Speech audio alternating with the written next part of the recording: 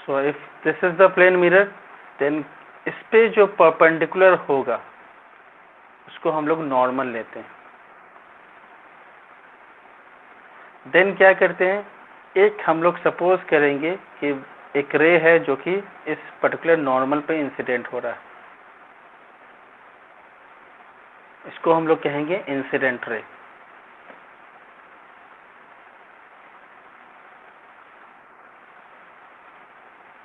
और when it is reflected back, जाहिर सी बात है जब ये मिरर पे इंसिडेंट होगा तो रिफ्लेक्शन भी होगा, तो the ray get backs and this is called reflected ray. और यहाँ पे जो इस जंक्शन के साथ, इस मिरर के साथ जो इंसिडेंट रे एंगल बनाता है, ठीक है, उसको नहीं, जो नॉर्मल के साथ जो एंगल बनाता है that is called angle of incidence. Normal के साथ जो एंगल बनाएगा वो क्या कहलाएगा, एंगल ऑफ इंसिडेंस। और जो एंगल बनाएगा फिर रिफ्लेक्टेड रे नॉर्मल के साथ, that will be called angle of reflection. So यहीं पे लॉज ऑफ रिफ्लेक्शन की बात आती है कि angle of incidence is equal to the angle of reflection. ये first law of reflection.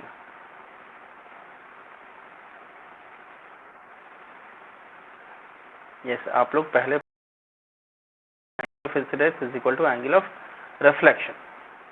Second one, incident ray, reflected ray and the normal all lie in the same plane.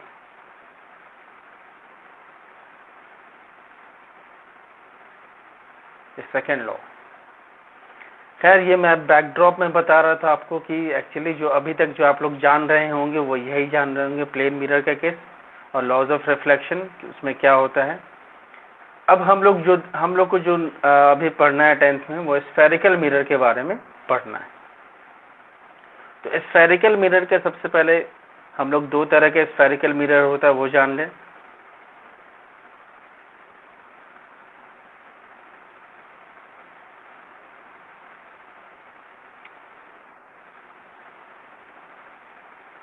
एक outward bulge किया हुआ, एक inward.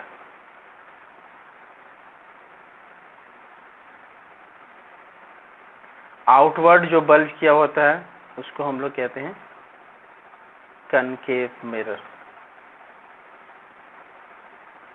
Inward जो होता है that is called convex mirror. ये दो स्फेरिकल मिरर है। और ये बात एक यहाँ पर एक और मैं बात बता दूं कि ये दोनों सर्किल का एक पोर्शन होता है। सपोज करो कि ये अगर सर्किल का पोर्शन है तो रेडियस इसका किस तरफ होगा, सेंटर इसका किस तरफ होगा, लेफ्ट साइड और राइट साइड। कनकेव मिरर के केस में left. Very good, very good. तो यहाँ सेंटर ऑफ कर्वेचर इधर लेफ्ट साइड होगा, तो इसलिए इसका फोकस वगैरह दोनों लेफ्ट साइड ही होता है। सेंटर से का आधा जो आप लोग जानते हैं वो रेडियस हम लोग लेते हैं, इसको हम लोग आर से डिनोट करेंगे, और फिर उसका जो हाफ होगा उसको फोकल लेंथ कहेंगे, एफ। ठीक है।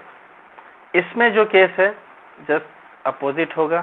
सर्किल अगर बनाते हो तो इस साइड ऐसे होगा, तो ये इसको आर मान लो, इसको एफ। ये मैं एक रफ स्केच बना रहा हूँ, ठीक है, बताने के लिए किस साइड फोकस आपको कनकेव मिरर में होता है और रेडियस किस तरफ होता है और कन्वेक्स मिरर में किस तरफ होता है। ठीक है। Next, moving on.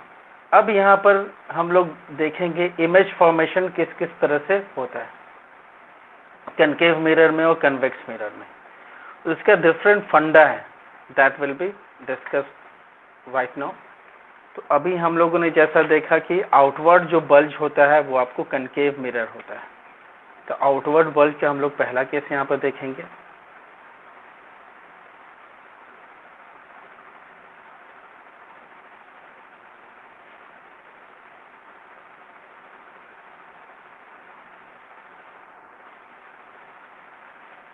Concave mirror का फर्स्ट स्टेज। ऐसा देखा आपने, जैसे आउटवर्ड बल्ज था, बाहर की तरफ निकला हुआ था राइट साइड, इसमें राइट साइड, ये कनकेव मिरर है। अब जाहिर सी बात इसको हम लोग, मैंने कहा था फोकस, और ये जो होता है, ये यहाँ पर इसको पोल कहते हैं, पी से डिनोट करते हैं। ये फोकस और पोल की जो दूरी होती है that is called focal length. F और पी का जो डिस्टेंस होता है इसको हम लोग कहते हैं फोकल लेंथ। ठीक है। और जो अभी मैंने आर आपको बताया था, यहाँ पर आर, वो मैंने इसलिए बताया था, आपको सर्कुलर का पोर्शन लेके मैंने बताया था, इसलिए मैंने बताया था कि आपको सेंटर से यहाँ तक की जो वो, उसको हम लोग रेडियस लेंगे। बट बेसिकली जो मिरर के केस में होता है उसको हम लोग सी से डिनोट करते हैं। किससे डिनोट करते हैं? सी से। And this C is twice of focal length. C is twice of focal length. वो जो अभी मैंने आर लिया था आपको, जो सर्किल के केस में मैंने बताया था कि अगर ये सेंटर होता है तो ये आपको रेडियस होगा इतना। ठीक है। अब ये यहाँ पर बेसिकली हम इसको क्या लेके, सी लेके चलेंगे। ठीक है। और ये सी जो होगा exactly twice of focal length होगा।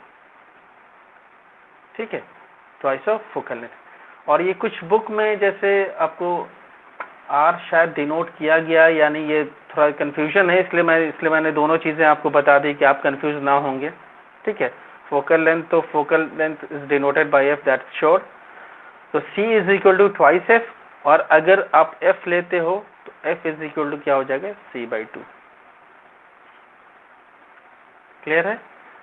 अब यहाँ पे फंडा ये आता है कि इमेज फॉर्मेशन होगा कैसे। तो इमेज फॉर्मेशन का कुछ रूल्स एंड रेगुलेशन है, कुछ फंडाज।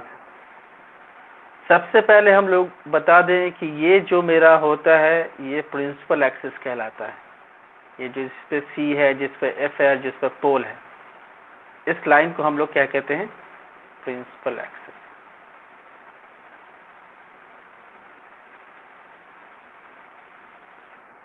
ठीक है। अब फंडा नंबर फर्स्ट कि किस तरह से आपको बनता है इमेज। अगर आपको प्रिंसिपल एक्सिस के पैरेलल कोई इंसिडेंट रे आ रहा है, then that will be definitely caused by focus।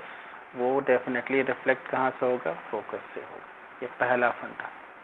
अभी हमने प्लेन मिरर का केस आपको बताया था कि उस केस का बस एक ही फंडा है कि आपको जब इंसिडेंट रे आता है तो आपको जहाँ पर इंसिडेंट करता है वहाँ से रिफ्लेक्ट बैक होता है, तो angle of incidence angle of reflection के बराबर होगा। यहाँ पर कुछ डिफरेंट फंडाज है। सबसे पहला फंडा ये है कि अगर आपको प्रिंसिपल एक्सिस के पैरेलल इंसिडेंट रे जाता है तो वो आपको फोकस से रिटर्न होगा, रिफ्लेक्ट बैक होगा। ठीक है। ये कनकेव मिरर का केस है first. And the same case हम पैरेलली दोनों को लेके चलेंगे ताकि आपको कोई कंफ्यूजन ना हो। यहाँ पर एक कन्वेक्स मिरर का भी केस हम लोग को लेके चलेंगे। लेकिन बेसिकली आप लोग को जो पढ़ना है वो पढ़ना क्या, मतलब कनकेव मिरर का ही मैक्सिमम केस होता है, लेंस में उल्टा हो जाता है, कन्वेक्स का ज़्यादा केस होता है। तो यहाँ पर जैसा अभी मैंने आप लोग को क्लियरली बता दिया है कि जो फोकस और सेंटर जो जाएगा वो आपको राइट साइड में चला जाएगा, क्योंकि सर्किल को अगर एज्यूम करेंगे तो वो राइट साइड में होगा। यहाँ पर फोकस हम ऐसे एफ मान लेंगे और इसका जस्ट डबल ले लेंगे हम सी। सेम केस हम मानेंगे कि जब पैरेलली इंसिडेंट रे आ रहा है, इंसिडेंट रे जब पैरेलली आएगा तो इस केस में आपको रिफ्लेक्ट बैक इस तरह से होगा कि वो आपको फोकस से रिफ्लेक्ट बैक हुआ है। ये याद रखिएगा कि ये वर्चुअल केस है, इसलिए फोकस पे ये जाता नहीं है, लेकिन ऐसा रिफ्लेक्ट बैक होगा जैसा फील होगा कि वो फोकस से वापस आया। तो इंसिडेंट रे अगर पैरेलली आता है कन्वेक्स के केस में तो आपको वापस इस तरह से आएगा कि फोकस से आ रहा है, इस तरह से डाइवर्ट करेगा कि वो फोकस से आ रहा है। फर्स्ट केस ये हुआ आपको इमेज फॉर्मेशन का, दोनों का, कनकेव का और कन्वेक्स का। नेक्स्ट हम लोग देखेंगे सेकेंड केस। एज जैसा हम लोग ने पहले लिया है, इसमें भी हम लोग पहले कनकेव मिरर लेंगे।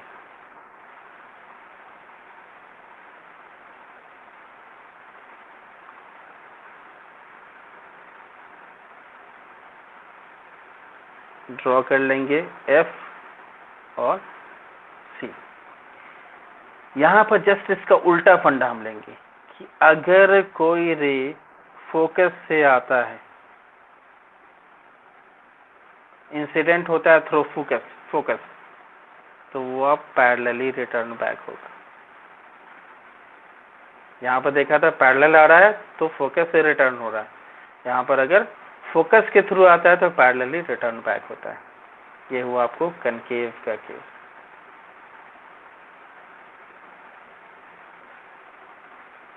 सेकेंड केस फिर आपको कन्वेक्स में इस अपोजिट कर देना है फोकस को, और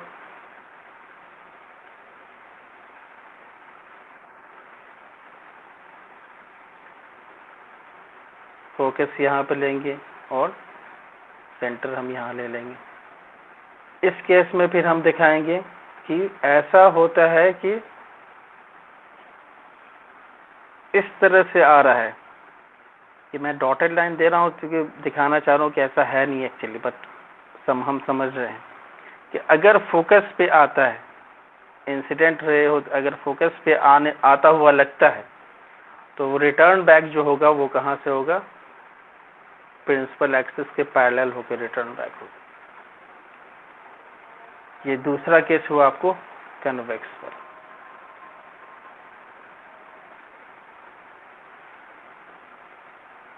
सो we have seen the two cases, concave mirror का और कन्वेक्स मिरर का। अब तीसरा केस हम लोग देखेंगे।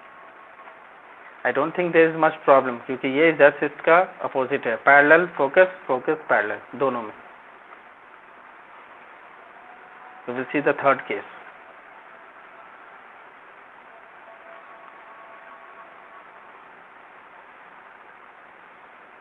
Concave mirror.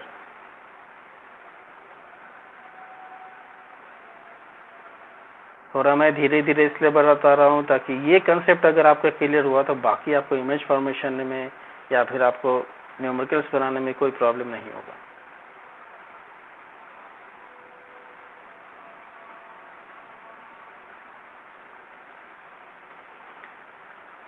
फोकस, सेंटर, और इसको भी पोल लिखते चलिए।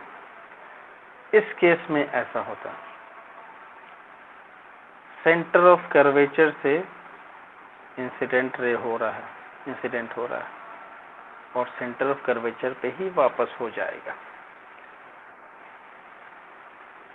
सेंटर ऑफ कर्वेचर से इंसिडेंट होगा तो सेंटर ऑफ कर्वेचर पे ही वापस हो जाएगा, इधर उधर नहीं जाएगा। जैसा प्लेन मिरर के केस में हम लोग देखते थे, कोई रे अगर नॉर्मली इंसिडेंट होता है तो नॉर्मली वापस जाता है। तो ये केस आप जस्ट समझ लीजिए सेंटर ऑफ कर्वेचर के केस में,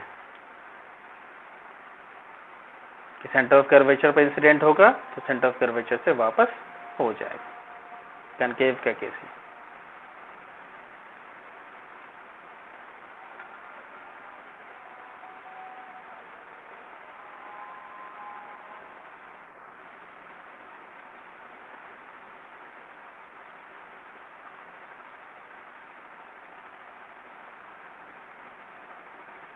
फोकस, सेंटर ऑफ कर्वेचर, इसमें ऐसा हम मानेंगे, ऐसा लगेगा कि हाँ सेंटर ऑफ कर्वेचर पे वो आया और वहीं से चला गया, इंसिडेंट हुआ और वापस चला गया।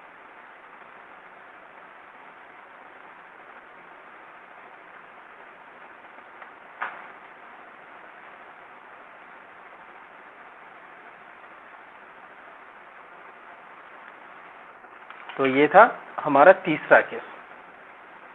Now we will see the last case, चौथा जो कि है दोनों का, और इसके बाद हमारा ये इमेज फॉर्मेशन का फंडास क्लियर हो जाएगा। जो लॉज है इसको बेसिकली कह सकते हैं laws, convex mirror.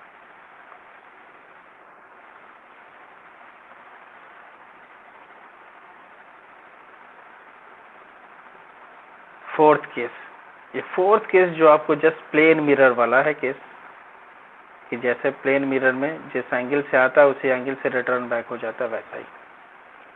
Principal axis बनाइए, फोकस बनाइए, सेंटर ऑफ कर्वेचर बनाइए, पोल बनाइए। इसमें क्या होता है कि अगर पोल पे इंसिडेंट होता है इंसिडेंट रे, तो वो जितने एंगल पे इंसिडेंट करेगा उतने ही एंगल पे रिटर्न बैक हो जाएगा, क्योंकि इतना मतलब पोल पे इंसिडेंट होने पे ऐसा पॉइंट जगह है, पॉइंटेड जगह है कि वो आपको प्लेन मिरर हो या स्फेरिकल मिरर हो कोई डिफरेंस नहीं होता है। इसलिए ये फंडा यहाँ पर कहीं ना कहीं प्लेन मिरर वाला लॉज ही यहाँ पर अप्लाई होता है। तो ये कनकेव मिरर का केस।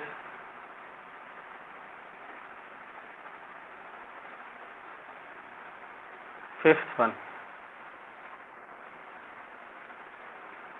अदिति कहाँ है?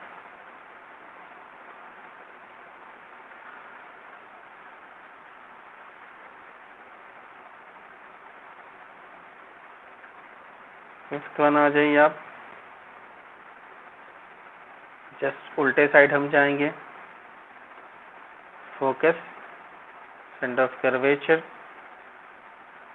उधर तो जाना नहीं है इसको भाई, तो ये रहे इस टाइम इधर का इधर ही रह जाएगा, ना ऐसा फील होगा ना महसूस करेंगे हम लोग। सेंटर फोकस सॉरी पोल पे इंसिडेंट होगा और पोल से ही रिफ्लेक्ट बैक हो जाएगा। Making angle of incidence is equal to angle of reflection. So these were the four cases which we have discussed right now of both image formation of concave mirror and convex mirror. Any confusion, any of you? कोई तरह की किसी पर कोई तरह की कोई परेशानी? चलो फाइन। आदिति को देखो कहाँ है, पता नहीं बीच में मैं एंट्री भी दे पाऊंगा कि नहीं उसे।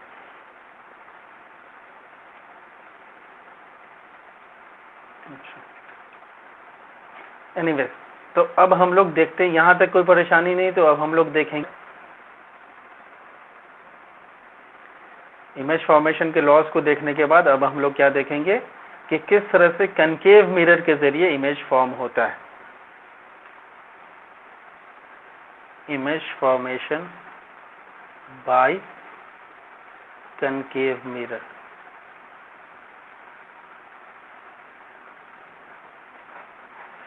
चलो जी तो जो मैंने पढ़ाया है लॉज का उसका पूरा यहाँ पर यूज होगा, इसलिए पूरा ध्यान दीजिएगा आप लोग।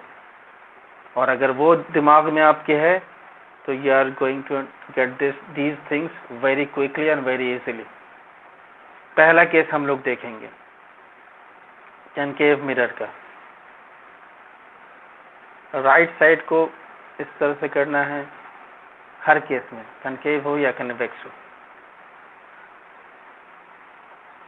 पैरेलली ले लेंगे हम लोग प्रिंसिपल एक्सिस को, पोल यहाँ पे हो जाएगा, फोकस होगा और जस्ट इसका डबल हो जाएगा सी। ये फोकल लेंथ कहलाएगा, पी और एफ के बीच का डिफरेंस, ठीक है। ये सी को हम लोग सेंटर ऑफ कर्वेचर लेंगे। फर्स्ट केस हम लोग ऐसा मानेंगे कि ऑब्जेक्ट मेरा कहाँ पे है और इमेज कहाँ पे बन रहा है। ऑब्जेक्ट को हम लोग मानेंगे एट इन्फिनिटी।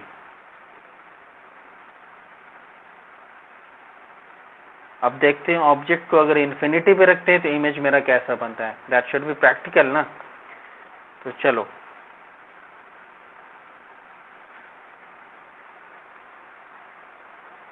ओके तो हम लोग ऑब्जेक्ट को इन्फिनिटी पे मानेंगे। इन्फिनिटी क्या कहने का मतलब बहुत दूर है, ये मान लिया। उस प्रिंसिपल एक्सिस के अलग हटा के रख दिया ए बी।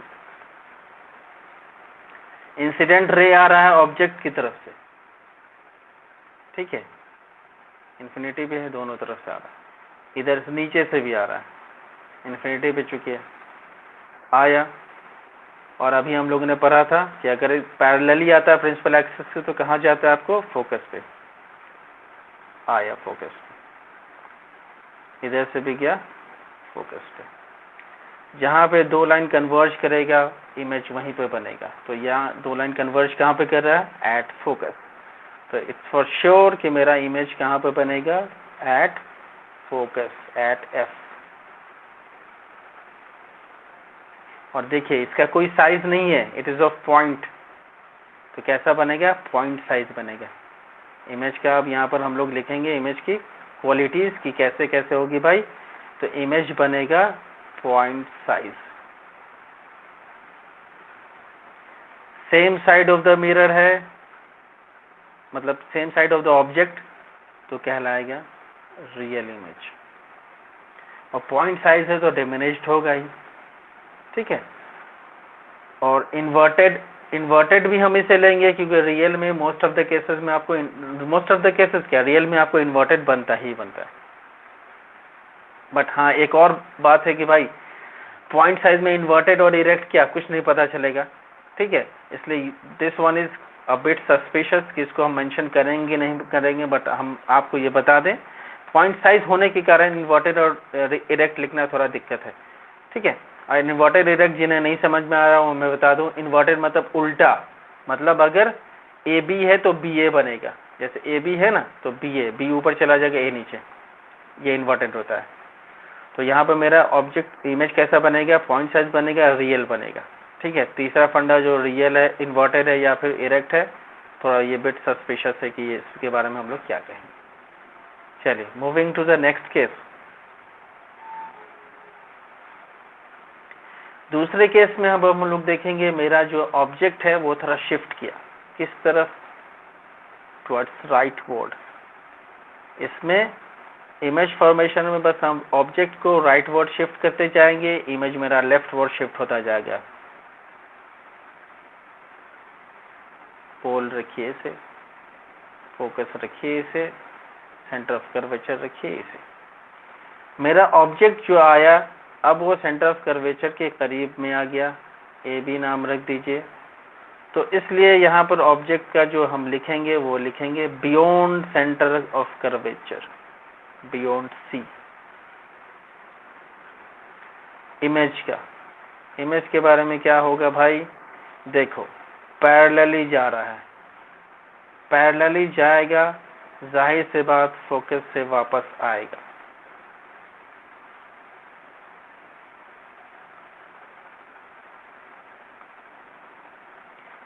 दूसरा केस हम लोगों ने देखा था कि आपको एक पैरेलली जाएगा, फोकस से वापस आएगा। एक सेंटर ऑफ कर्वेचर वाला केस हम लोगों ने देखा था, सेंटर ऑफ कर्वेचर से जाएगा, सेंटर ऑफ कर्वेचर से वापस आएगा। दूसरा हम लोग लेंगे सेंटर ऑफ कर्वेचर वाला, इस पे जाएगा, इससे वापस आएगा। अब देखो दोनों पॉइंट कहाँ पर कन्वर्ज कर रहा है मेरा, यहाँ पर कन्वर्ज कर रहा है, यहाँ पे प्रिंसिपल एक्सिस से डिस्टेंस देख लीजिए, ये मेरा इमेज हो जाएगा, ये बी हो जाएगा, ये ए हो जाएगा, इमेज है इसलिए बी डैश ए डैश देंगे। कहाँ पे बना, between C and F, centre of curvature and focus. कैसा बना, रियल बना क्योंकि same side of the object है। और क्या बना भाई, इन्वर्टेड बना, उल्टा। और क्या बना भाई, डिमिनिश्ड बना, छोटा बना। Real inverted diminished in the second case when the object is beyond center of curvature. Now we will see the third case.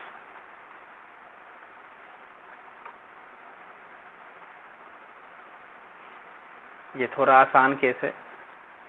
इसमें क्या होगा भाई, यहाँ ले लो ऐसे,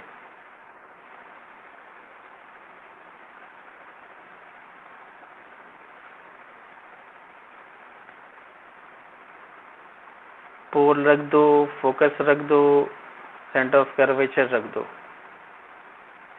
यहाँ पर इमेज जैसे मैंने कहा कि ऑब्जेक्ट को राइटवर्ड शिफ्ट करते जाएंगे, बियॉन्ड सेंटर ऑफ कर्वेचर यहाँ पे था, अब ऑब्जेक्ट मेरा आ जाएगा at centre of curvature, A B.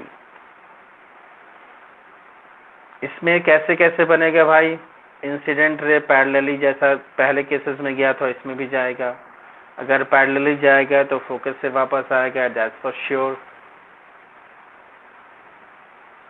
Focus से वापस आएगा। दूसरा हम लोगों ने देखा था कि अगर फोकस से आता है तो पैरेलली जाता है।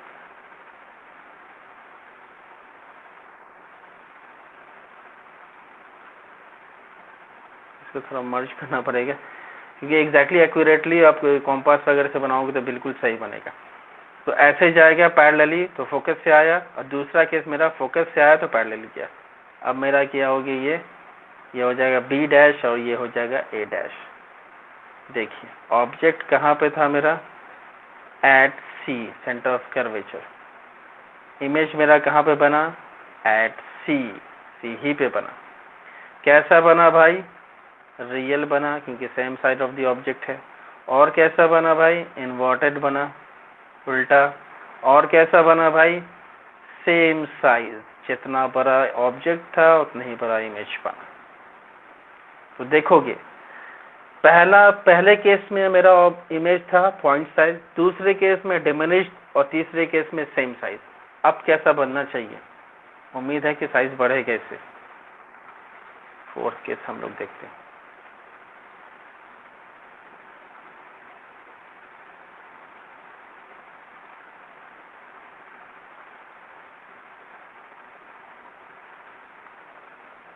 ले लीजिए जो जो हमने लिया है, पोल लिया है, फोकस लिया है, सेंटर ऑफ कर्वेचर लिया है।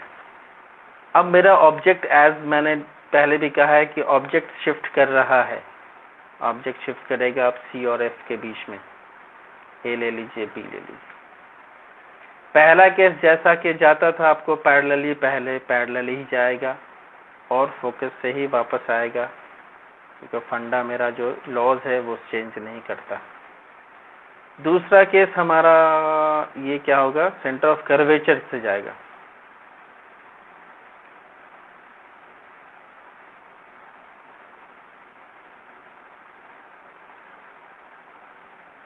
सेंटर, इसको थोड़ा मुझे एक्सटेंड करना पड़ेगा क्योंकि या तो मुझे ऑब्जेक्ट छोटा बनाना था, नहीं बन पाया, बड़ा हो गया तो फिर हमें थोड़ा मिरर को ही बड़ा कर देंगे।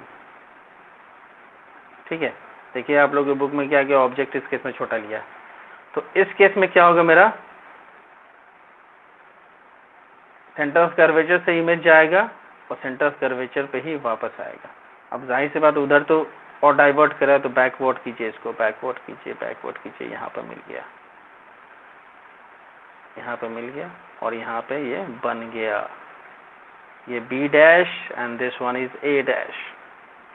चलिए जी, अब हम लोग लेंगे ऑब्जेक्ट, कहाँ पे हमने लिया था, between C and F.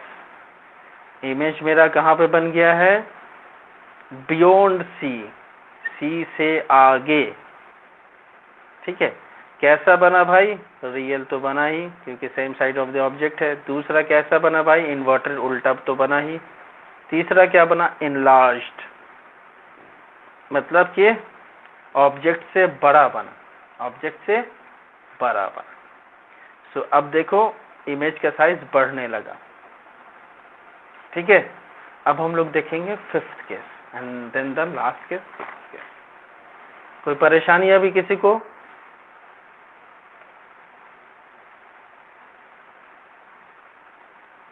Very good, मुझे भी कोई परेशानी नहीं।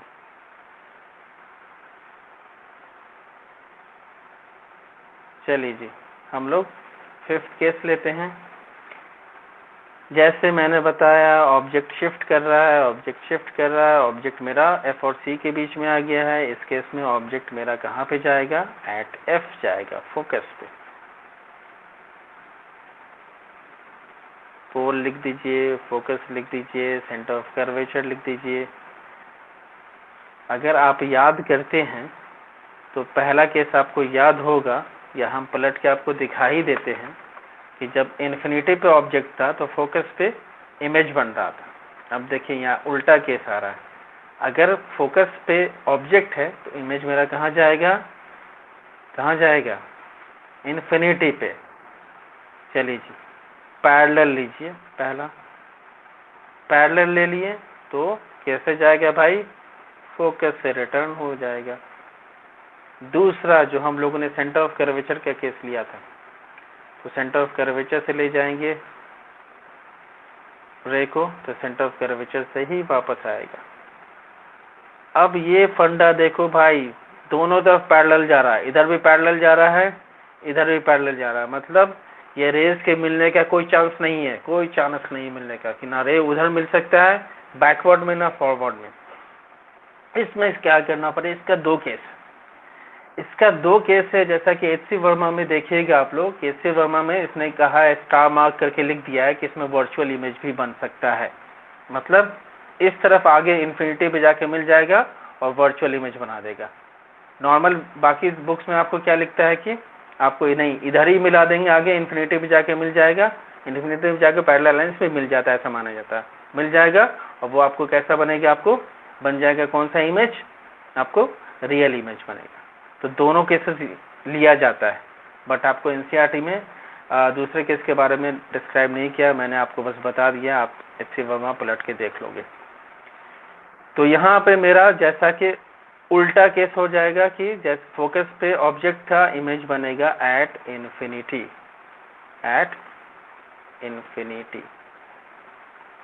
कैसा बनेगा भाई, रियल बनेगा, इन्फिनिटी पे जाके मिल जाएगा ये दोनों रियल। अगर रियल बनेगा तो इन्वर्टेड बनेगा ही बनेगा, बहुत बड़ा, हाईली इनलार्ज्ड, बहुत बड़ा बनेगा, बहुत बड़ा।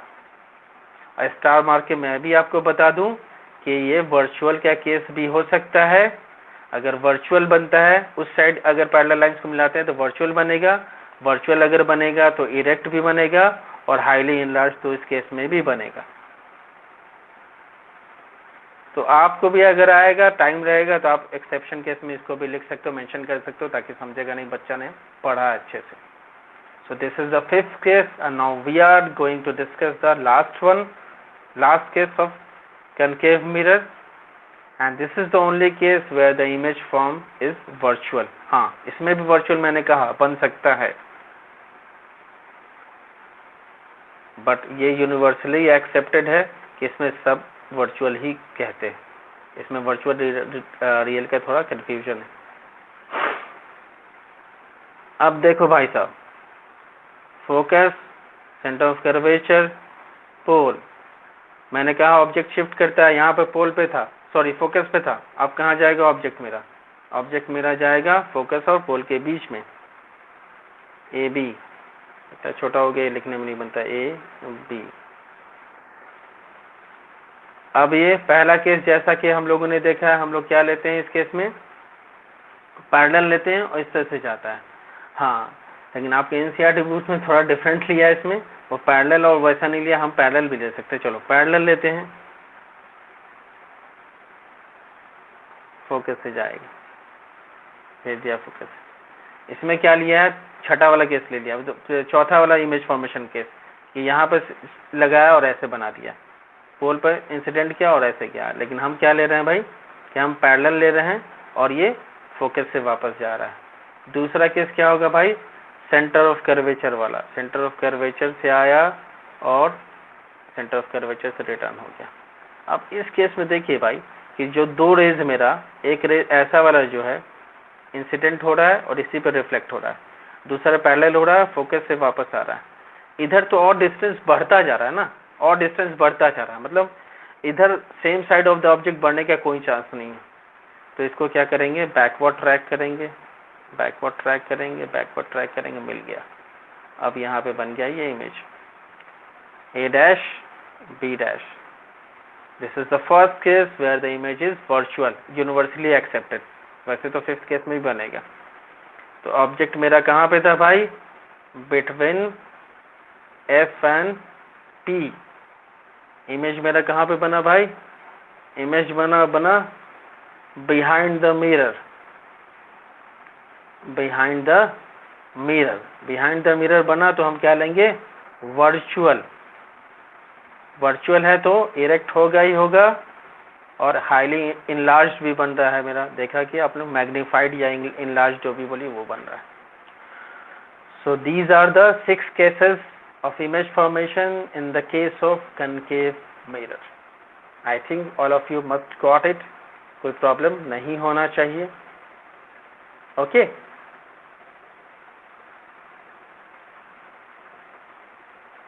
Any confusion any of you? किसी तरह की कोई परेशानी, कोई दुविधा? हाँ जी, यस मधु, कोई परेशानी? नो सर बोलिए। हाँ जी बोलो। हाँ हाँ जा रही। अच्छा क्लियर है इमेज फॉर्मेशन? तो आज इतना ही क्लास रहने दीजिए, और किसी को कोई परेशानी तो बोलिए।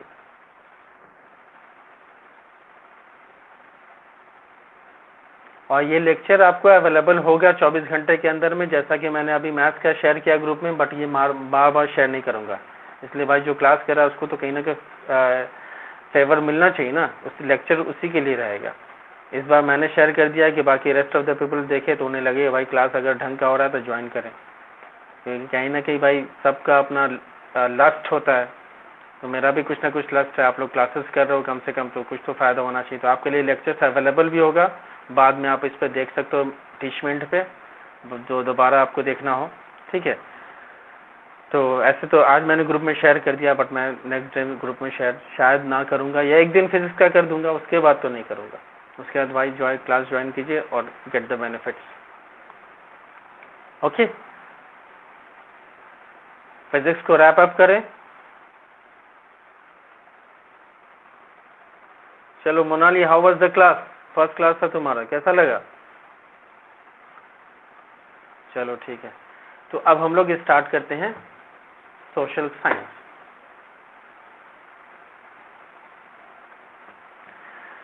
कल हम लोगों ने क्या पढ़ा था सोशल साइंस में? आयुष मिश्रा, समझ में आया बाबू? बहुत सोच समझ के तुम्हें आए, इसलिए हम सोचा कि भाई आयुष बाबू से पूछ लो कि समझ में आया कि नहीं आया। मैंने बहुत सोच समझ के आया, बहुत सोच समझ के पापा मम्मी सबसे पूछ पाछ के आया। खैर अच्छी बात है कि पापा से पूछ के आया हो।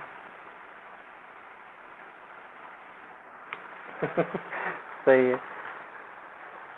चलो, तो हम लोग देख रहे थे सोशल साइंस में नेशनलिज्म इन यूरोप।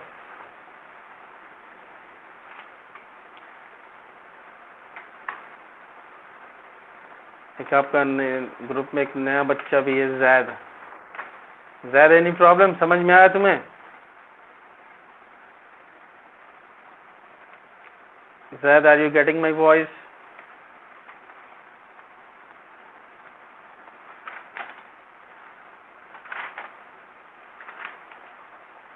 चलो गुड।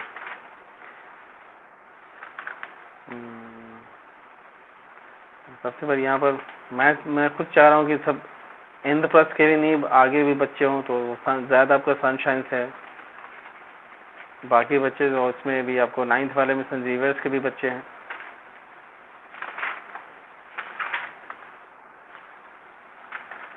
ये कौन सा हो गया यार बुक?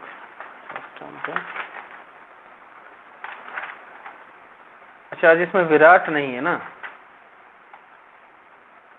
विराट ने कल ज्वाइन किया था मिठनपुरा वाला।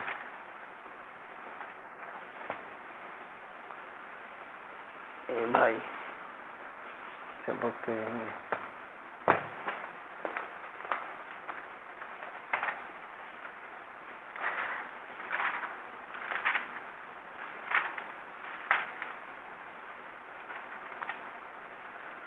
तो हम लोगों ने नेशनलिज्म यूरोप में कल नेपोलियनिक कोड ऑफ और सिविल कोड ऑफ 1804 देखा था। Today we will today will move forward beyond Napoleonic code. Napoleonic code हम डिस्कस कर चुके हैं, आई डोंट थिंक कि उसमें कोई प्रॉब्लम होगा। Now we will see factors for the emergence of the idea of nationalism and the nation states. को ऐसे क्या फैक्टर्स थे? What are the factors that led to the idea of nationalism and nation state? जब भी कुछ समाज में कुछ कुरीतियां होने लगती है, सोशल इविल होने लगता है, या फिर गवर्नेंस में प्रॉब्लम होने लगता है, तभी ना लोग ये करते हैं भाई, रिवोल्ट करते हैं। अदरवाइज सब कुछ तो ठीक ठाक चलता रहता है। तो यहाँ पर भी वैसा ही हुआ था, कुछ ऐसे रीजंस थे जिस कारण लोगों ने अपोज किया था कि भाई ऐसा नहीं चलने वाला है, ठीक है। तो सबसे पहला केस हम लोग देखेंगे, in the mid 18th century there was no nation states in Europe as we know them today. Germany, Italy and Switzerland were divided into kingdoms, duchies and cantons, whose rulers had their own autonomous territories.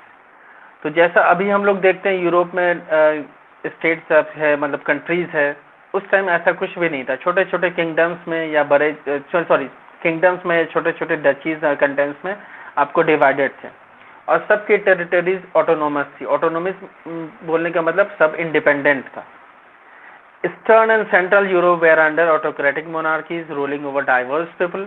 और eastern and central Europe में क्या था भाई, वहाँ पर autocratic monarchies थी, जबरदस्ती वाला राजा बादशाह, और डाइवर्स पीपल पर रूल करते थे। मतलब उनके यहाँ जो उनके अंडर जो लोग थे वो डाइवर्स कल्चर, डाइवर्स रेसेस के बिलोंग करते थे। ऐसा नहीं कि एक तरह के लोग थे। They did not have any common identity और कॉमन कल्चर, ना उनका कोई कॉमन पहचान थी, कॉमन आइडेंटिटी थी, ना ही कोई कॉमन कल्चर था। वो डिफरेंट लैंग्वेजेस बोलते थे, डिफरेंट एथनिक ग्रुप से बिलोंग करते थे। फिर उसमें एक आता है हैब्सबर्ग एम्पायर, जो कि हैब्सबर्ग एम्पायर आपको ऑस्ट्रिया और हंगरी पे रूल करते थे। इसके बारे में क्या आता है, ये पैच वर्क था। पैच वर्क कहते हैं, पैच रफू होता है, जब रफू करो कपड़ा को तो वहाँ पर डिफरेंट कलर का कपड़ा लगा देता है जनरली, और सिलाई भी दिखता है। उसी तरह डिफरेंट पैच वर्क था, मतलब डिफरेंट रीजन्स का, डिफरेंट लोगों का, डिफरेंट डाइवर्स लोगों का ये पैच वर्क था हैब्सबर्ग एम्पायर। इसमें कौन कौन लोग थे भाई, अल्पाइन रीजन के लोग थे, ऑस्ट्रिया के थे, सडेंटन लैंड के थे, बोहीमिया के थे, ठीक है। और इसमें बेसिकली जो लोग थे वो जर्मन स्पीकिंग के थे आपको अल्पाइन रीजन में। फिर लॉम्बर्डी और वेनेशिया में था, वहाँ पर इटली लोग बोला करते थे। हंगरी के जो लोग थे, हंगरी में जो हुकूमत थी, वहाँ पर लोग जो मैगियार लैंग्वेज बोला करते थे। फिर आगे जाइए, वहाँ पर और भी डिफरेंट, मैगियार के अलावा डिफरेंट डायलेक्ट्स के भी लोग बोलने वाले थे, ठीक है। सो फिर फर्दर फोर्थ जो बता रहा, वहाँ पर गैलेशिया था, वहाँ पर लोग पोलिश बोलते थे, मतलब पोलैंड वाला लैंग्वेज बोलते थे। इस तरह से और भी बहुत सारे छोटे छोटे थे, स्लोवेंस थे, क्रोएट थे, ठीक है, रोमन्स थे। तो ये डिफरेंट डाइवर्स लोगों पे आपको हैब्सबर्ग एम्पायर की हुकूमत थी। तो यही मतलब कि एक बैकग्राउंड बता रहा हूँ मैं कि किस तरह से कैसे हुकूमत थी और क्यों लोगों ने नेशनलिज्म के लिए आवाज उठाया। सो नाउ एरिस्टोक्रेसी कहते हैं, जो वहाँ पर बादशाहत जो होती है ना, जबरदस्ती वाली हुकूमत, उसको हम लोग एरिस्टोक्रेसी कहते हैं। डिक्टेटर हुआ, एरिस्टोक्रेट हुआ, मोनार्क हुआ, कहीं ना कहीं समझो एक दूसरे का ये सिनोनिम्स है। थोड़ा बहुत डिफरेंस होता है इनके डेफिनेशन में एग्जैक्टली, ठीक है, बट होता है तो सब एक ही। मतलब इसमें किसी में भी लोगों का कोई इन्वॉल्वमेंट नहीं होता है, पब्लिक के चाहने से सरकारों नहीं चलती इनमें। एक जो बंदा होता है या ग्रुप ऑफ जो लोग होते हैं वही देश को चलाते हैं, ठीक है। So now let us consider the factors which help in the rise of nationalism and the idea of nation state. Nationalism को के फैक्टर्स को किस तरह से बढ़ावा दिया गया। तो सबसे पहले हम लोग देखेंगे landed aristocracy. They were the dominant class in Europe both socially and politically, क्योंकि जमीन ज्यादा इनके पास इतना था कि सारे लोगों पे हावी थे। भाई जो गरीब होता था, पेजेंट्स, छोटे मोटे लेबरर्स, उनको काम करने के लिए इनके जमीन पर काम करना पड़ता था, और उनको काम और कुछ है नहीं। आज की तरह आज भी तो बेरोजगारी है ही, बट हाँ उस टाइम तो और भी बुरा हाल हुआ करता था। तो और न पढ़े लिखे होते नहीं थे, तो भाई क्या करना है, खेत पे काम करना। तो इस खेतों में जाहिर सी बात जमीन उनकी थी, तो उनकी बात जब तक आप मानोगे नहीं, उनके गुलाम बन के जब तक नहीं रहोगे तब तक मुश्किल है। तो इसलिए वो सोशली पॉलिटिकली बहुत ही हावी थे एरिस्टोक्रेसी, ये लैंडेड एरिस्टोक्रेसी, जो जमीन वाले जो लोग थे, जमींदार जो लोग थे। The owned large estates in the country side and also town houses, मतलब गांव देहात के इलाके में, दूर दराज के इलाके में, वहां पर जमीनें तो थी ही इनकी, वहां से कमा कमा के इन लोगों ने टाउन में भी बड़े बड़े मकानात खरीद लिए थे। They spoke French in high societies, and for the purpose of diplomacy, the members of this class were united by a common way of life. Their families were often connected by ties of marriage. तो क्या होता था भाई, जैसे होता है ना हमारे यहाँ जो हाई सोसाइटी में हम लोग इंग्लिश बोलना पसंद करते हैं, बच्चों को भी बचपन से ही बहुत सारे लोग जो पढ़े लिखे जो मॉडर्न लोग होते हैं वो अंग्रेजी सिखाते हैं, इंग्लिश सिखाते हैं, ताकि ये भाई पता चले मेरा बेटा या बच्चा छोटा से भी जाए तो बोले तो कोई अगर गलती हो जाए तो बोले सॉरी, तो बच्चा दूसरा उसको, इनके बच्चों को अंग्रेजी बोलनी आती है, थैंक यू, वेलकम, ये सब सिखाया जाता है।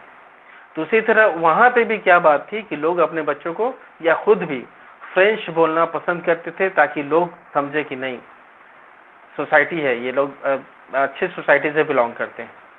और ये डिफरेंट रीजन से बिलोंग करने के बावजूद भी इनका एक कनेक्शन होता था। जो हाई क्लास के लोग थे, डिफरेंट लोग, मतलब डिफरेंट रीजन के हाई क्लास के लोगों के साथ इनका कनेक्शन था, इनकी फैमिली टाइज थी, इनके मैरिजेस वगैरह हुआ करते थे। मतलब ऐसा नहीं कि सपोज के लोग फ्रेंच का रीजन का है तो दूसरे रीजन में जाके वो शादी नहीं करेगा या फैमिली टाइज नहीं होगी, होती थी। वो क्या कनेक्शन था, वो सेम बॉन्ड किस बात का था भाई, तो हाई क्लास के लोग हाई क्लास के लोग थे ये। अब वहाँ पर सब कॉमन लैंग्वेज सबका क्या था भाई, फ्रेंच।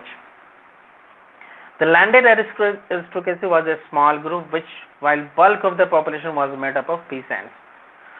और जब भी होता है ना भाई, तो ये कैपिटलिस्ट जो होते हैं कम ही होते हैं, पैसे वाले बहुत ज्यादा लोग नहीं होते हैं। जो आबादी जो ज्यादा होती है वो गरीबों की होती है। तो ये पहले भी था कि जो लैंडेड एरिस्टोक्रेसी थी, छोटे लोग थे, मतलब छोटे इन द सेंस पॉपुलेशन में कम थे, और जो ज्यादा पॉपुलेशन थी, जो बल्क था, वो आपको गरीब किसानों का था। In the west, land was cultivated by tenants and small farmers. In the eastern and central Europe, the landlords owned vast estates which were cultivated by the serfs. तो आपको वेस्ट में क्या था भाई, वहाँ पर छोटे मोटे किसान थे, या फिर जो जमीन को बटैया पर लेके उस पर खेतों में काम किया करते थे। और ईस्टर्न इलाकों में और भी ज्यादा हालत खराब था, वहाँ पर गुलाम थे, गुलाम लोग खेतों पे काम किया करते थे। In the western parts of Central Europe, the growth of industrial production and trade meant the growth of towns and emergence of commercial classes. अब यहाँ पर कुछ चेंज हो रहा है भाई, कैसे चेंज हो रहा है, लोग जो खेतों में काम कर रहे हैं, तो जो रॉ मटेरियल जो पैदा हो रहा है, that was meant for the industries. अब जाहिर सी बात है, जो इंडस्ट्रीज के लिए रॉ मटेरियल पैदा होगा तो लोग चाहेंगे अब चलो रॉ मटेरियल तो आ रहा है, इंडस्ट्रीज को डेवलप करें, इंडस्ट्रीज का एस्टैब्लिशमेंट करें। तो इंडस्ट्रियल प्रोडक्शन बढ़ने लगा। जब इंडस्ट्रियल प्रोडक्शन बढ़ेगा, जाहिर सी बात ट्रेड बढ़ेगा। ट्रेड जब बढ़ेगा तो लोग शहरों में आके बसेंगे, जहाँ पर उन्हें नौकरियां मिलेगी, जहाँ पर उनको इंडस्ट्रीज में नौकरी मिलेगी, जहाँ पर वो ट्रेड कर पाएंगे। वहां से वो लोग शिफ्ट करेंगे, गांव से मूव करेंगे और शहरों में आएंगे, मतलब अर्बनाइजेशन होगा। में से it's a kind of emergence of commercial class, एक बिजनेस क्लास का इमर्जेंस हो रहा था। They had no interest in the land or its cultivation. इनको जमीन की खेतों में या खेती में कोई इंटरेस्ट नहीं था।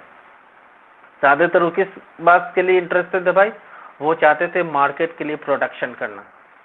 The Industrial Revolution first started in England in the middle of the 18th century, but it soon spread to France and some German states in the 19th century. और जैसा कि हम लोग जानते हैं, सबसे पहले जो आपको इंडस्ट्रियल रेवोल्यूशन हुआ, that was in England. And what was the reason? The main reason was कि सबसे पहले जो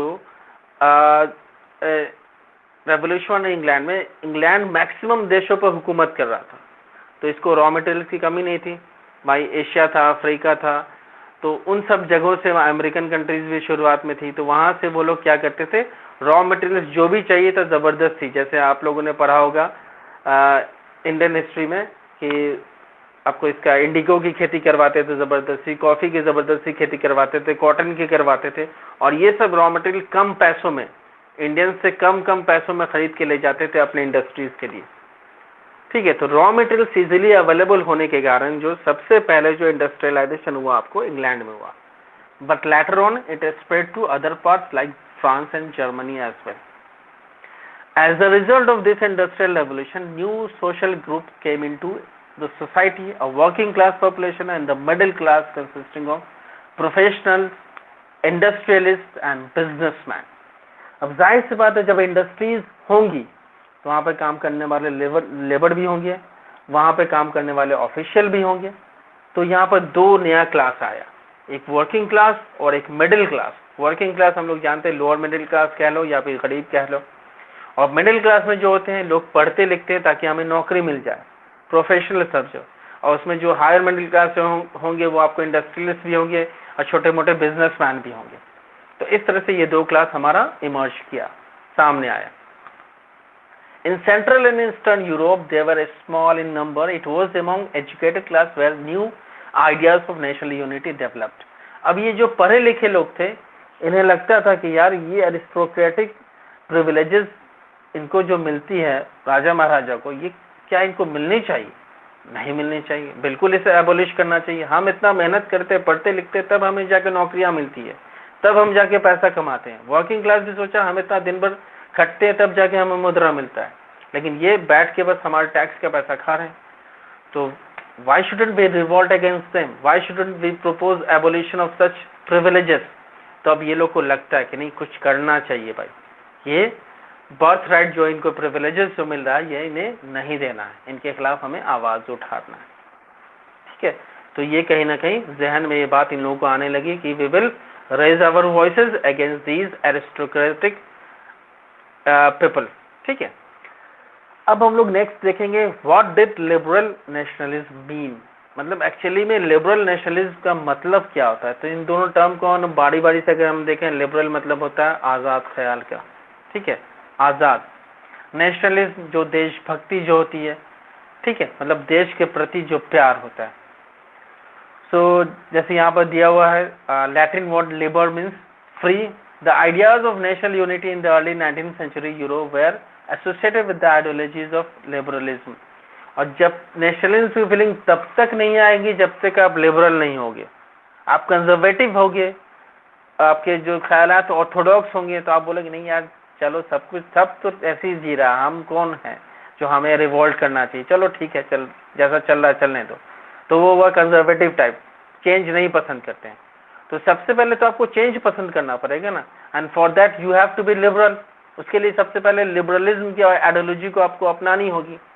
और जब लिबरलिज्म की आइडियोलॉजी को अपनाओगे तो जाहिर सी बात, अब नेशनलिस्ट फीलिंग आप में आएगी, आप चाहोगे कि हमारा नेशन ऐसा होना चाहिए, वैसा होना चाहिए, यहाँ पर उन लोगों का राज नहीं होना चाहिए जो कि अपना बर्थ राइट समझते हो यहाँ पर हुकूमत करना। So for the new middle classes, liberalism stood for freedom of the individual and equality of all before law. जो नया मिडिल क्लास था वो कहता था कि लिबरलिज्म जो है वो सबकी फ्रीडम की बात करता है, सबको आज़ादी होनी चाहिए और सब कानून के सामने बराबर हैं, कोई भेदभाव नहीं, कोई बड़ा छोटा नहीं। तो ये थी लिबरल नेशनलिज्म वाली बात। और इसमें भी बहुत सारी बात आती है। जब सबसे पहले हम लोग देखेंगे इसमें political liberalism.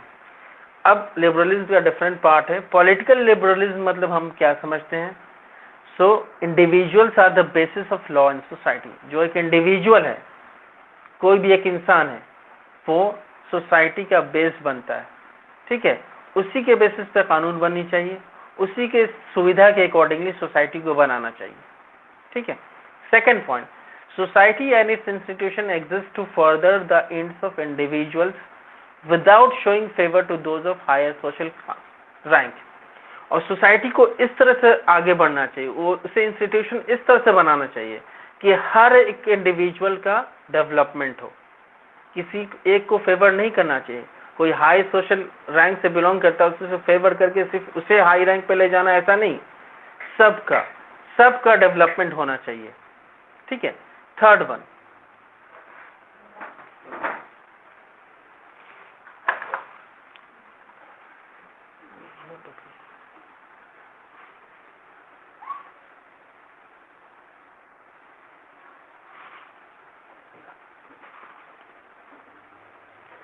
wait a while.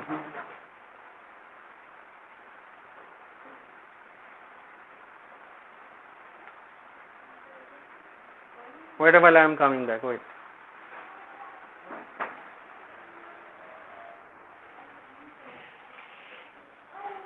वो लोग कहाँ हैं? वहीं पर आ दो।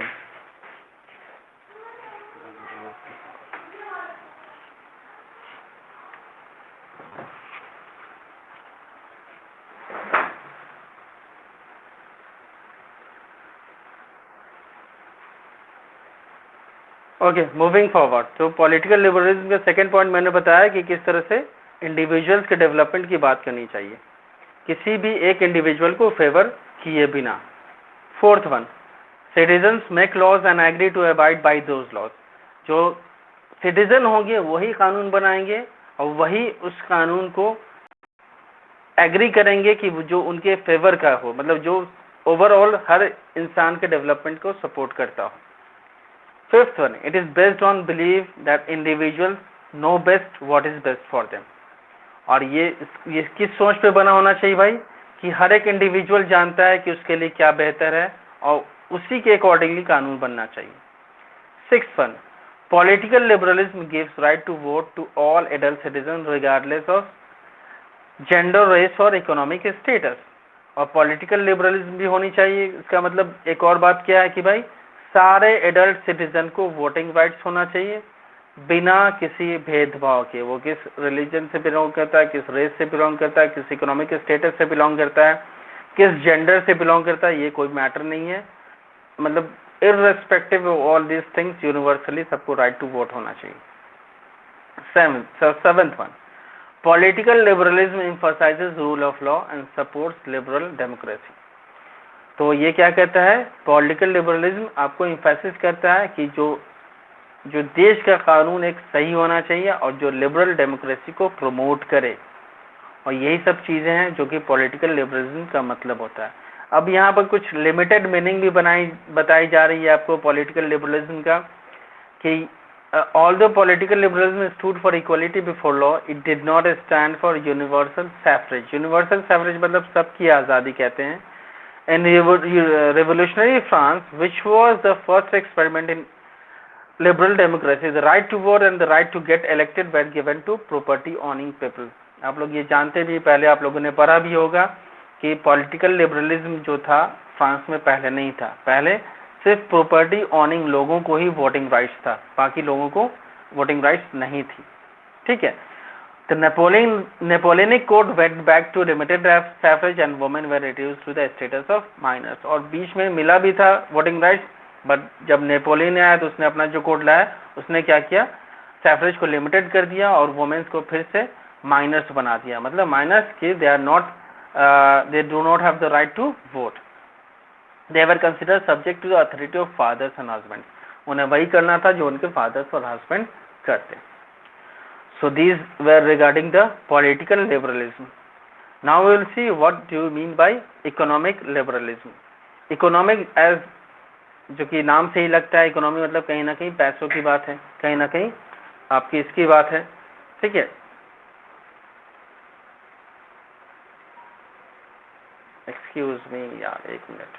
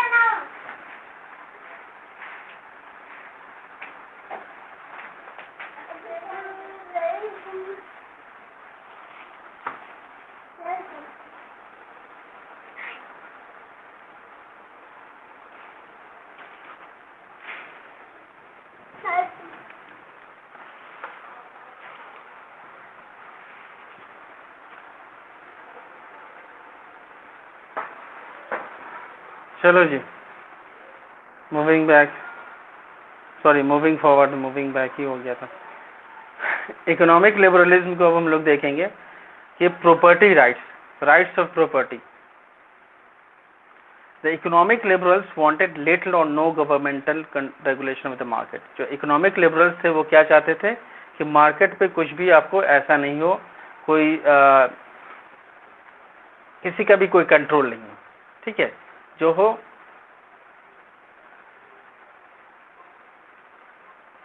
सेल्फ रेगुलेटेड मार्केट की बात करते थे इकोनॉमिक लिबरल्स, ठीक है, कि मार्केट में गवर्नमेंट का इंटरफेरेंस नहीं होना चाहिए। Value of goods and services should be set by unfiltered choices of individuals. जो मार्केट फोर्सेस होंगे वही गाइड करेंगे किस तरह से मार्केट चलेगा, उसमें कोई भी इंटरफेरेंस गवर्नमेंट का नहीं होना चाहिए कि ऐसे चलेगा वैसे चलेगा, इसका रेट ये होगा उसका वो रेट होगा, आप ऐसे बिजनेस करोगे आप ये लगेगा वगैरह वगैरह, कोई भी किसी भी तरह का कोई गाइडेंस गवर्नमेंट की तरफ से नहीं होगा। Accepted economic inequality that arrows from unequal bargaining positions, और इनइक्वालिटी जो होती है, ठीक है, जो इनइक्वालिटी जो अराइज हो जाती है खुद ब खुद, उसके लिए भी कुछ नहीं करना है, वो खुद ब खुद है, खुद ब खुद चली जाएगी, उसके लिए गवर्नमेंट का इंटरफेरेंस अच्छा नहीं। ये इकोनॉमिक लिबरल्स सोचते थे। During the 19th century the main demand of the newly emerging middle class was freedom of the markets, और यही मेन डिमांड था आपको इनका कि मार्केट्स को फ्री करो, मार्केट्स को फ्री करो, उसमें किसी का भी कोई ज़्यादा इंटरफेरेंस नहीं होना चाहिए, कोई इंटरफेरेंस होना ही नहीं चाहिए इनफैक्ट। और इसी में यहाँ पर ज़ोल्वरीन का भी फॉर्मेशन किया जाता है। ज़ोल्वरीन एक यूनियन है, यूनियन किसका है भाई? ट्रेडर्स का यूनियन है। Napoleon's administrative measures had reduced countless small principalities in German speaking regions to a confederation of 39 states. देखो, इससे पहले आप लोगों ने पढ़ा होगा treaty of Vienna. Treaty of Vienna में सब कुछ चेंज कर दिया था except confederation of the 39 state जो नेपोलियन ने बनाया था उसको रहने दिया था, ठीक है। तो इससे पहले जो हर एक स्टेट का अपनी करेंसी था, अपना वेट्स एंड मेजर्स था, लेकिन नेपोलियन ने क्या किया, उसको रिड्यूस किया, एक कॉमन वेट्स एंड मेजर्स लाया, करेंसी को घटा के 2 किया था, आप लोगों ने पहले पढ़ा होगा। और उसमें फिर जो एक मर्चेंट जो ट्रैवल करता था हैब्सबर्ग से न्यूरेमबर्ग, अगर उसको जाना पड़ता था उसको 11 बार कस्टम बैरियर्स को पास करना पड़ता था, और जो 5% पे a custom duty of 5% at each one of them. मतलब सपोज कर लो कि अगर दिन भर उसने 100 रुपया कमाया, हर जगह 5% देता चला गया, तो एग्जैक्टली तो 55 नहीं हो जाएगा, बट हाँ इट विल बी अराउंड 50%। अगर एग्जैक्ट कैलकुलेशन करेंगे इट विल बी अराउंड 50%, मतलब जो भी कमाया उसको समझो तो 50% उसने टैक्स ही दे दिया, तो भाई तो उसका तो कहीं ना कहीं उसका हौसला टूटेगा नहीं कि क्या बिजनेस करना है। Duties were also levied according to the weights और मेजरमेंट ऑफ द गुड्स, और जितना वेट्स होगा जितना मेजरमेंट होगा, मतलब ज़्यादा कर रहे हो तो ज़्यादा उस पर टैक्स लगेगा। तो ये सब चीज़ें जो थी तो कहीं ना कहीं इकोनॉमी को डीरेल करती थी, आगे बढ़ने से रोकती थी। Such condition posed obstacles to the development of trade and commerce. New commercial classes considered them as great hindrances to economic exchange। और जो नया कॉमर्शियल क्लास था ये कहीं ना कहीं मानता था कि ये सब चीज़ें जो है इकोनॉमिक एक्सचेंज को रोकती हैं, बढ़ने नहीं देती हैं, डेवलप नहीं करने देती हैं। They wanted an unhindered movement of goods, people and capital. उनका ये मानना था कि इसमें कोई भी रुकावट नहीं होना चाहिए बिजनेस में, न लोगों के आने जाने में, न कैपिटल के इन्वेस्टमेंट के करने में, ना ही गुड्स के मूवमेंट में। सो इन 1834 एक कस्टम यूनियन बनाया गया, ज़ोल्वरीन, ठीक है, जो कि प्रूशिया के इनिशिएटिव पे था, और मैक्सिमम जर्मन स्टेट ने इसको ज्वाइन किया था। इसने क्या किया भाई, इस ज़ोल्वरीन ने क्या किया? The union abolish tariff barriers and reduce the number of currencies from 30 to 2। Union ने क्या किया? टैरिफ बैरियर्स को रिड्यूस किया, और जो करेंसी जो पहले 30 करेंसी चला करती थी उसको घटा के सिर्फ 2 करेंसी पे लाया। The construction of railways further helped in the movement of people and goods, and economic interest led to national unification। और क्या किया? रेलवेज का कंस्ट्रक्शन हुआ जिस कारण लोगों का आना जाना, गुड्स का आना जाना, और एक नेशनल यूनिफिकेशन वाली फीलिंग भी आई। Third one, economic nationalism strengthened nationalist sentiments at that time. और इकोनॉमिक नेशनलिज्म ने क्या किया? नेशनलिस्ट सेंटिमेंट को भी बढ़ावा दिया, और इन सब चीज़ों ने कहीं ना कहीं फ्रीडम वाली फीलिंग लाई लोगों में। So these were the points which are the conditions of the Zollverein, जो ज़ोल्वरीन ने लाया था, और एक तरह से इकोनॉमिक लिबरलिज्म भी लाया, और बिजनेस करने में पहले से ज़्यादा आसानी हुई थी। सो अभी तक जो मैंने जो डिस्कशन किया regarding the factors of the emergence of idea of nationalism and nation states में किसी को कोई प्रॉब्लम है? No sir.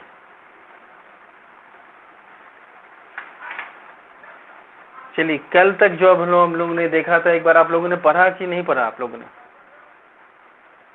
क्योंकि अब एक बल्क हो जाता है। कल जो मैंने पढ़ा है, जो आज मैंने पढ़ा है, एक कहीं ना कहीं वो अच्छा खासा अमाउंट हो गया। तो आप लोगों ने रिवाइज किया था बाबू? कोई प्रॉब्लम है उससे रिलेटेड कुछ भी कल जो मैंने पढ़ाया था? हाँ जी, बस यही तो है बाबू। रिवाइज नहीं करोगे तो एक बार तो करने में और दिक्कत होगा ना।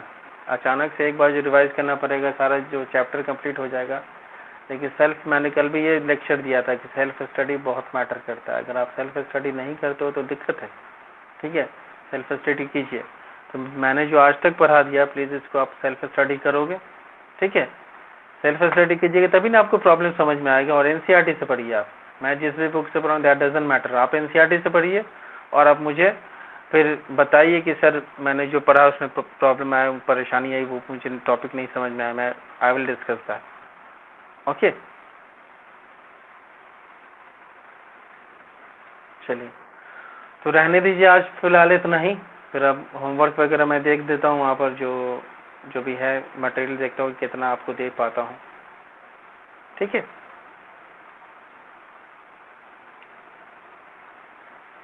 ओके, कोई प्रॉब्लम?